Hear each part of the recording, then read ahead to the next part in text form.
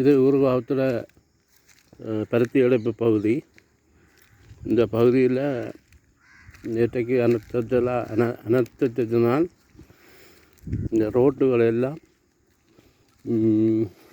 தண்ணி அலை வந்து அடித்து இந்த ரோட்டு எல்லாம் பாதிப்புக்குள்ளாக இருக்குது.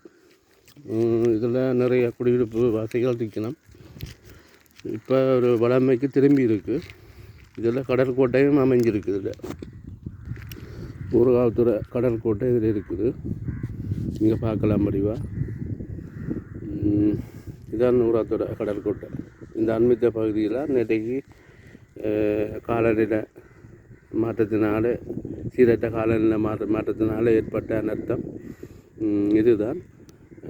இந்த இதால் இதில் இருந்த இடங்கள் பாதிக்கப்பட்டிருக்கு.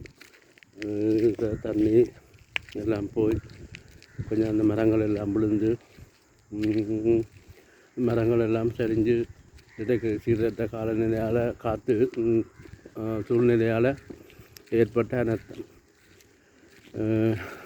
இந்த அனர்த்தத்தை பார்க்குற நீங்கள் என்னுடைய டிரெக்ட் ராஜசேகரன் இந்த சேனல் இதுக்கு ஷேர் பண்ணுங்கள்.